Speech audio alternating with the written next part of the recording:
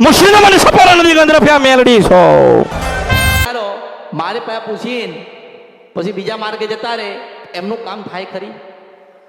તમને લાગે છે થવાનું?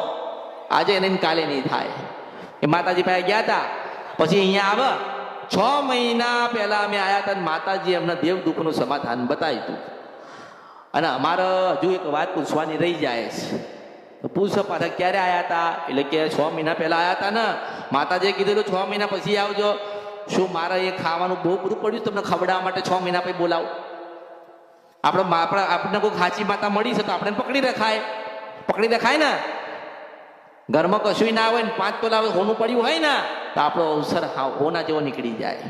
હોનું છેલ્લે કામમાં આવે, એવી રીતે અંત ઘડીઓ મેળે કામમાં આવું. એવું નહીં વિચારવાનું કે તમે આવો છો અહીંયા હું મળું છું કે નહીં મળતી 2 નંબરની વાત છે.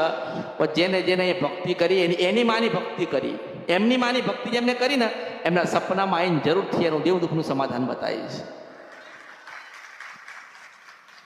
માનો કે તમે નંબર લખાયો કે નામ લખાયું, જે લખાયું હોય એ મારી ઈચ્છા ના થઈને ના બતાવ્યું તો થાય ને. સારું કે માતાજીની પાસે ગયા ખરી પણ આપણને જવાબ આલ્યો. પણ દર વખતે કદાચ તમે આવીને બેહો, મને લાગે કે મારો થઈ ગયો છે ને એની ના થઈ જાઉં તો મારું નામ મેળવી લે. નવો વિડીયો જોવા માટે અત્યારે જ ભક્તિ અમૃત યુટ્યુબ ચેનલને સબસ્ક્રાઇબ કરો. બીજા વિડીયો જોવા માટે આપણી યુટ્યુબ ચેનલ શ્રી ભક્તિ અમૃતને લાઇક કરો, ફોલો કરો, શેર કરો અને સબસ્ક્રાઇબ કરો. બેલ આઇકન દબાવવાનું ભૂલતા નહીં. જય માળી હર હર મહાદેવ.